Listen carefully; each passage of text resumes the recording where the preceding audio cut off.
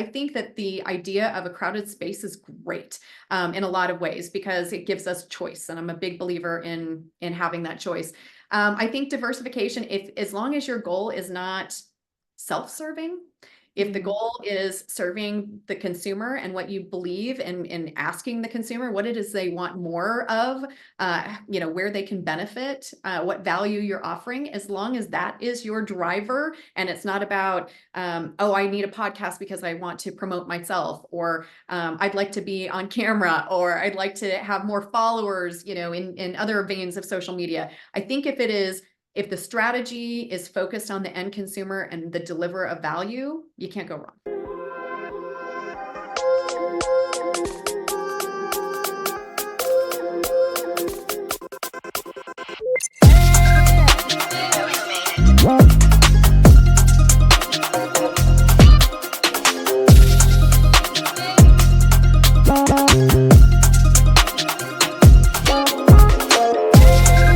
Hello, Empower Nation. Welcome to Empower Her Money podcast. I am your host, Angela Duncan, speaker, best-selling author, serial entrepreneur, and we talk all things money and business. Today's episode is sponsored by freemoneytipsbook.com, freemoneytipsbook.com. Head over there, download your free ebook, 7 Unshakable Tips to get you started on your financial journey. Today's episode, I get to interview Amy Somerville. She is the CEO of Success Inc., which also includes Success Magazine, one of my all-time favorite magazines. She's going to talk about how to reimagine and reinvent your brand and also the future using AI technology. Welcome, Amy Somerville, to Empower Her Money podcast. How are you today? I am great. Thank you so much. It's just an honor to be here with you today. Yeah, so I would love for you to kind of start off with your story and your journey and how you got to be, the headmaster at Success today.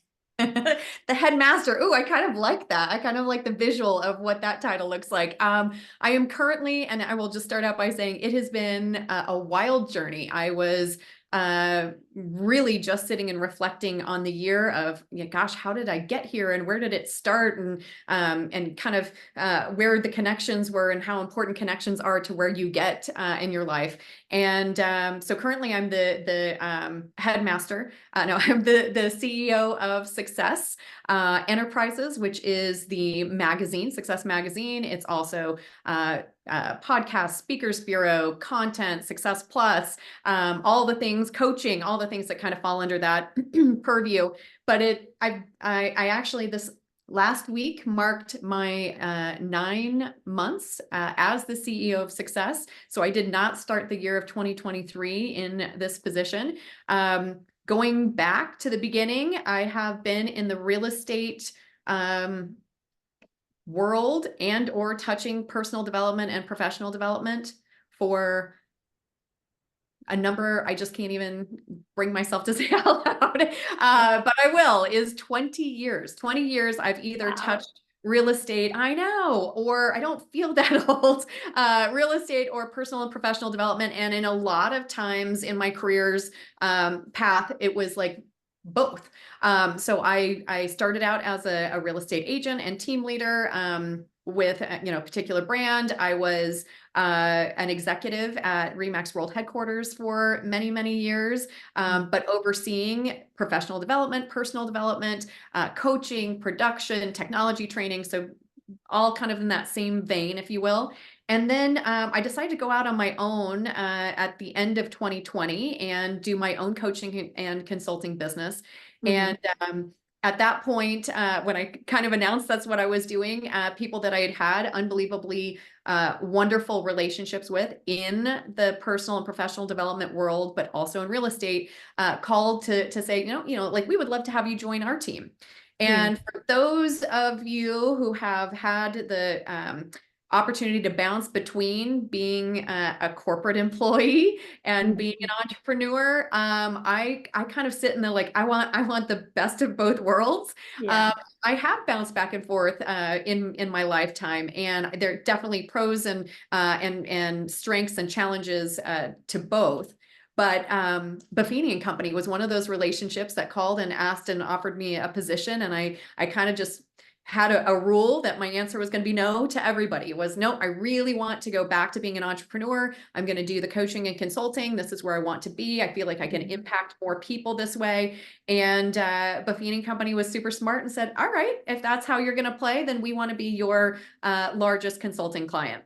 Oh, very Like, nice. super smart, super smart. So I started with them as a consultant, helping them a couple of years ago in building their team coaching side of things. And along the way, I like to say, you know, they unbelievably good people, just unbelievable people to work with, shared value system, shared vision and mission. So it was really easy to work with them and alongside them. And somewhere along the line, the Irish accent got me, I think. And they said, well, no, but we'd really like you to come on full-time as an employee. And I couldn't see why I wouldn't. So I was happily at the beginning of this year working with Buffini and Company, kind of leading training for them and professional development, and attended the Inman conference, which is one of the larger conferences in real estate, kind of brand agnostically and parts of industry agnostically. And I've done a lot with Inman over the years and facilitating and moderating panels, and was in New York at the beginning of 2023 in January. And on the last day, I was exhausted. I had had enough. I was really excited to go home, and had put on, you know, travel sweats and a ponytail to fly back to Denver. It's like a 5-hour flight.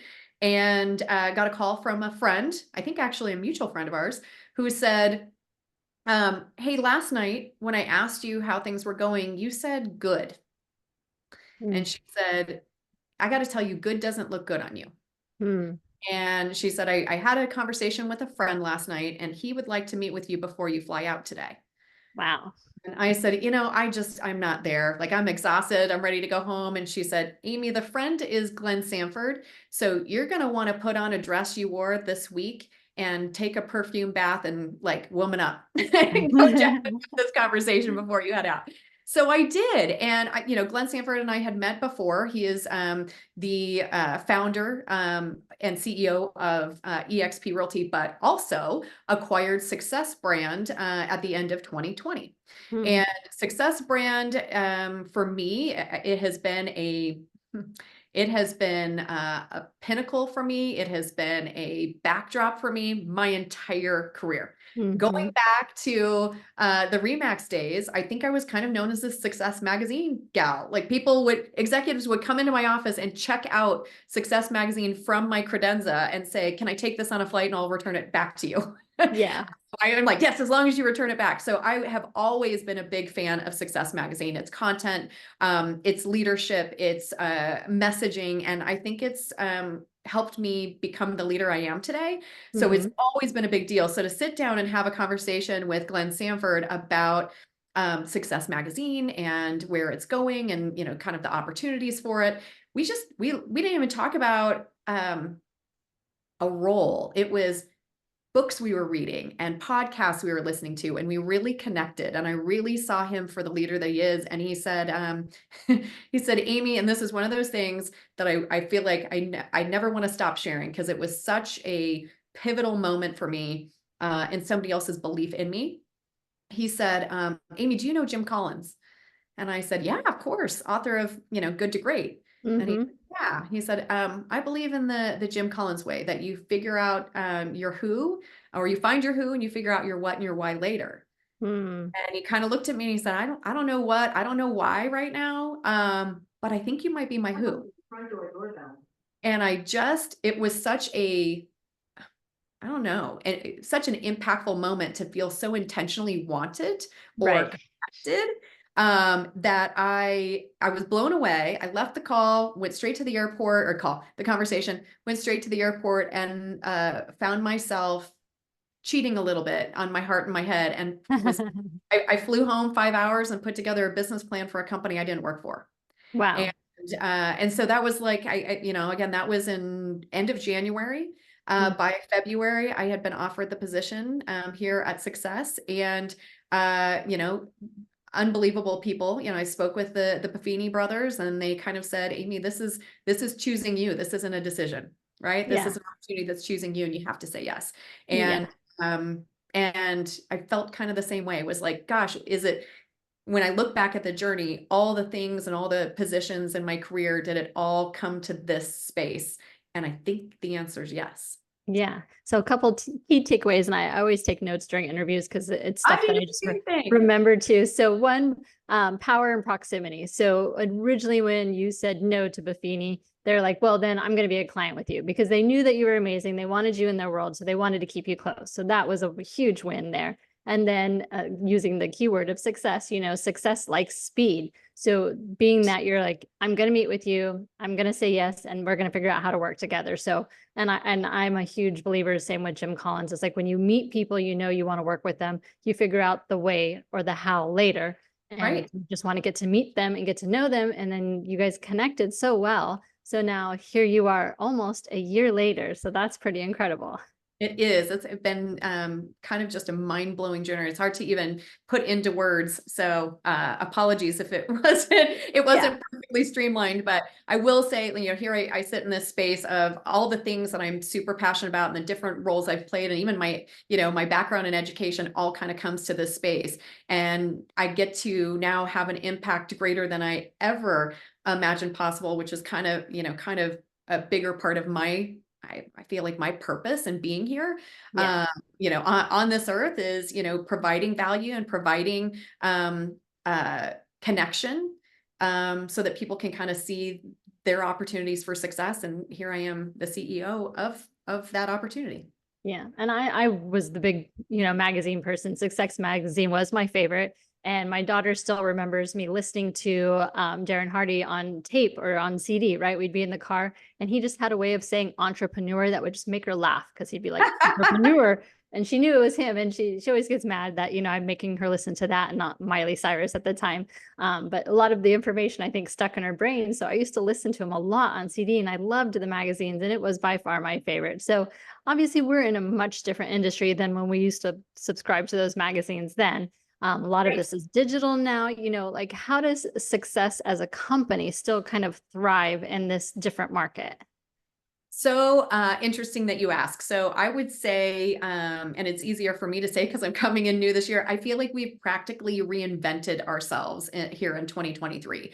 And part of that is to meet, consumer expectations. But the other was recognizing the huge opportunity that was untapped within success. So, I held this brand, the success brand, on this just pedestal, gosh, as long as I can remember, probably 20 years I've been a subscriber. So not realizing that kind of behind the scenes, pulling the entire ecosystem was going to be necessary for 2023, meaning Mhm. we have all these different verticals and all these different opportunities where we impact consumers of our content. And it wasn't kind of working together, if that makes sense. Right. So this focus for 2023 was really pulling the entire ecosystem of success together, from the magazine to Speakers Bureau to podcasts to courses and books to coaching and events. We became really, really specific about themes. The goal was that no matter who is consuming content or where, that they're really clear on the messaging that success is putting out. So I'll give you an example. I have actually right here is our January issue that just hit newsstands is the innovation issue. So we Mm. became really clear about our themes. In fact, we have our themes planned out all of 2024 and into 2025, so that it's not just cover talent on on the magazine that doesn't connect to the content we're creating or the events we're creating or who's on our podcast or who's in our Speakers Bureau or our courses.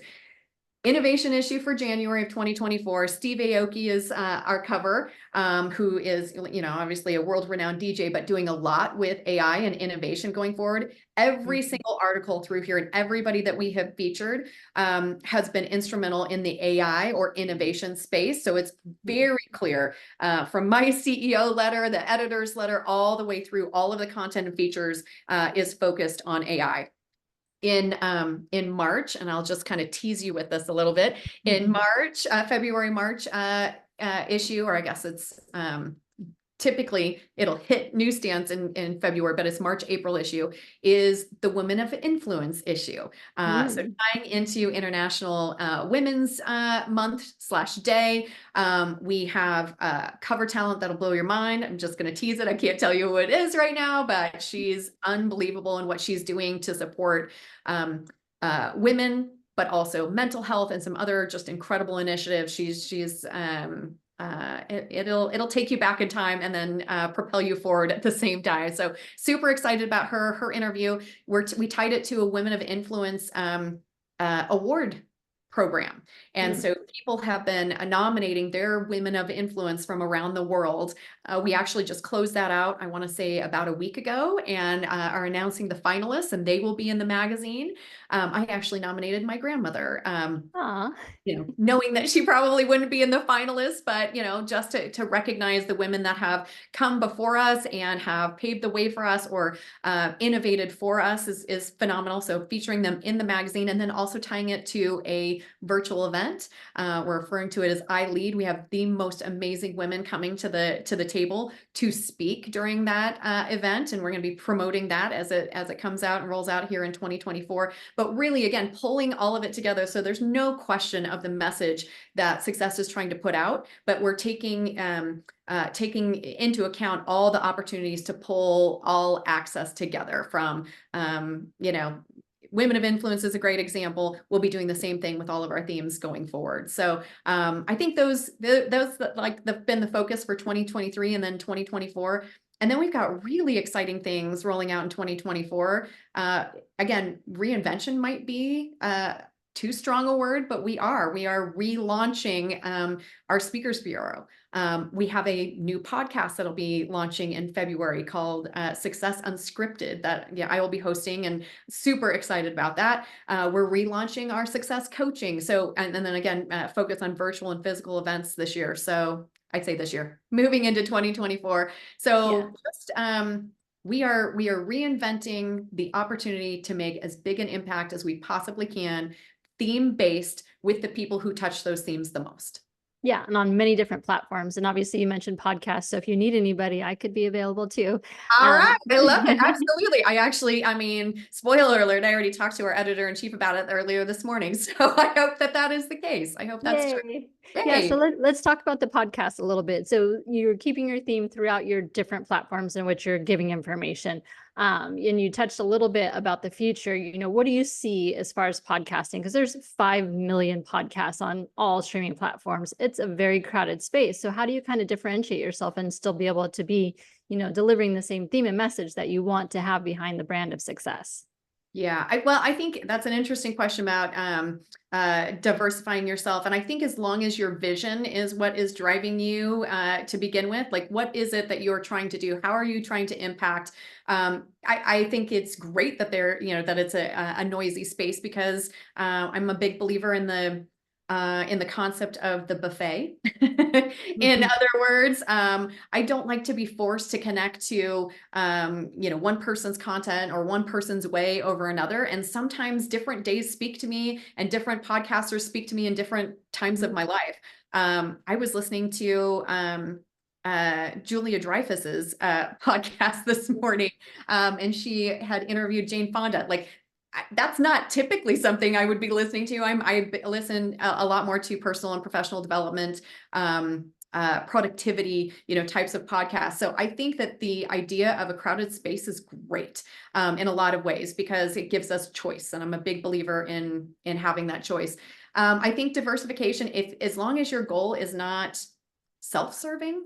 If the goal is serving the consumer and what you believe in asking the consumer what it is they want more of, where they can benefit, what value you're offering, as long as that is your driver, and it's not about, I need a podcast because I want to promote myself, or I'd like to be on camera, or I'd like to have more followers, in other veins of social media. I think if the strategy is focused on the end consumer and the deliver of value, you can't go wrong.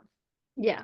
Okay. So this is a podcast about money and business. You've had the opportunity to meet a lot of entrepreneurs, both under the Success brand and all the previous brands too. What are some kind of like key takeaways that you can give the audience so that it's something that they can put into action today to help, 2024 be the best year for their business? So I think, that I think there's a lot of fatigue right now for Mhm. entrepreneurs. And I don't know that that's different than any other end of year.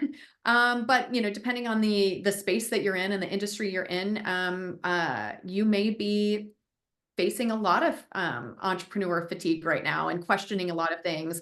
And I think I would just remind entrepreneurs that this is a journey. It's a marathon. It's not a sprint. That you do need to protect your energy, especially as it comes at the end of the year and the beginning of the year. Such an interesting thing. Like you run your hardest at the end of the year and at the beginning of the year, depending on your industry. And those two bet up against each other. So the Mhm. exhaustion is real, and giving yourself that grace and understanding that, okay, like I'm going to have to give myself a minute. I'm going to have to be resilient to get through the end of the year and then also kick off with excitement, with newness, with drive in the beginning of the year. So I think give yourself grace, give yourself space, be good to yourself, and be resilient. Or know that resilience is just kind of a major piece of being an entrepreneur, and that and celebrate the little wins, but it's really about that long-term vision, I would say. Yeah, and I think I'm hearing the same from business owners. This is the first year I have heard from several business owners that they're having trouble creating their goals for 2024. We went through COVID and then we had time to reflect and then we got back to business and a lot of people hit the ground running like quick and hard, right? And now we're a couple of years past that. And that's what I'm hearing from business owners. Like they're tired and they Yeah. just don't know how to refocus in 2024 to be able to continue to grow. But I think that word fatigue is very fitting. So that's interesting that you're seeing that too. So good to know. So for the future, obviously AI is here. So the issue is very timing. What do you see in the future for like a company like Success or any type of distribution of information platform? Where do you see that going in the future and how will it be different than today? Oh, I think it's really exciting. My my CEO letter in the January issue, the innovation issue, will tell you exactly what my journey with AI has been. So kicking off probably my first knowledge and learning about AI was in March of 2023. And I was not cognizant of how I was accepting of AI may be different than other people. And Mm. especially I'll say with, a multimedia company. So where I was like, oh my gosh, this is so cool. And look at how, like we can kind of partner with this AI. And these are the things that take some of the challenges off our shoulders. And, there's going to be this, optimal efficiency opportunity. And there were people that I put in panic accidentally. I talked to my sister about it, who's an attorney and also a writer. And she was like, what? And I'm like, it's going to be amazing. She's like, maybe I'll be put out of a job. I Mhm. talked to a friend who is an engineer, same thing. And he was like, oh yes, but ChatGPT 4 can't tell me the equation for blah, blah. And I'm like, well, let's test it. Look, it's got the answer. Where I was excited, I was putting panic in the minds of others. So I learned the hard way probably that like, especially when it comes to new innovation, how you respond to it, how you introduce it to the people that you love and care about and your teams, you need to be a little bit more sensitive to. So I had to do this full pullback of, look, I apologize. I was excited about innovation. I was excited about kind of the newness and the opportunities that lay out. And I wasn't realizing how you all might feel about this internally.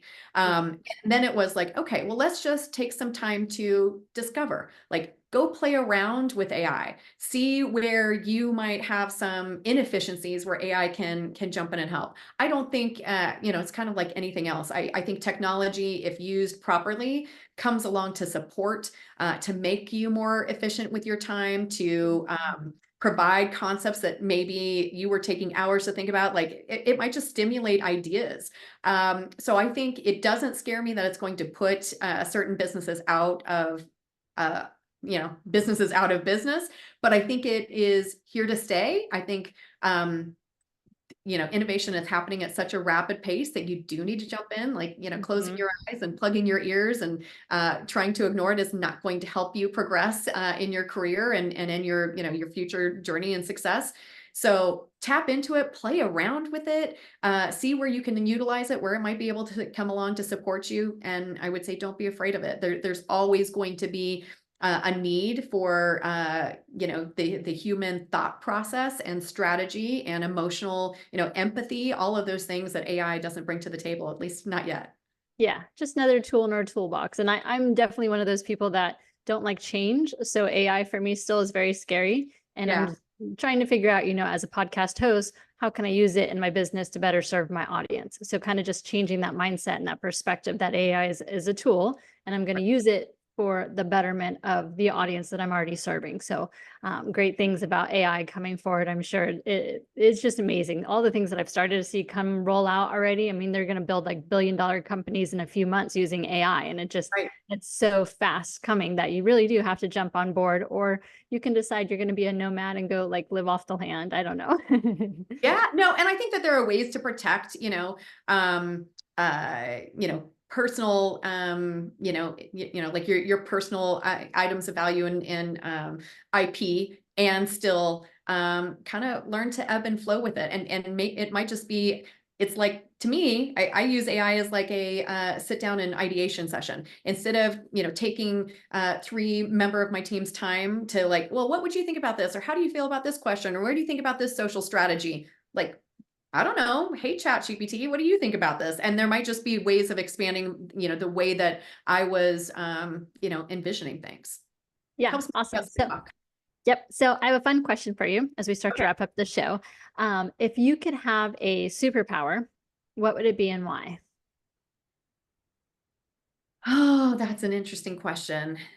Um, in a lot of ways, I'm of the belief that I'm so happy with where my journey has brought me so far that I wouldn't want to go back and change anything. So if I had a superpower that changed, the challenges, the the mountains that I had to climb, any of those kinds of things, while that sounds enticing, then where would I be today, kind of thing. So I think if this is going to be maybe a boring answer, but teleporting.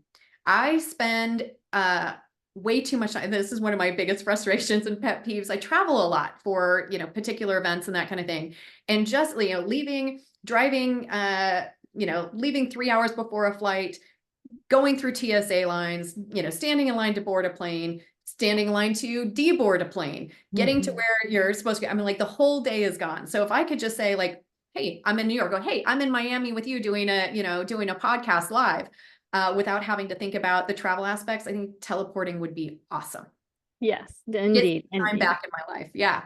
Yeah. So if our audience, Amy, wants to learn more about success and all of the different companies and ways that they can learn more information, how do they best reach you? Oh, so easy. If you want to know what's going on and what's new, go to success.com. We're actually rolling out a new website here in 2024 as well. But success.com is a great place to go. And if you ever need to reach me, I am easy peasy, amy.somerville@success.com. Awesome. Thank you so much for your time today, Amy. Oh, thank you so much for having me. It's so good to see you. Yes. Thank you so much for tuning into Empower Her Money podcast. Hope you enjoyed this episode. Don't forget to subscribe, share this podcast, and leave a review wherever you are tuning in.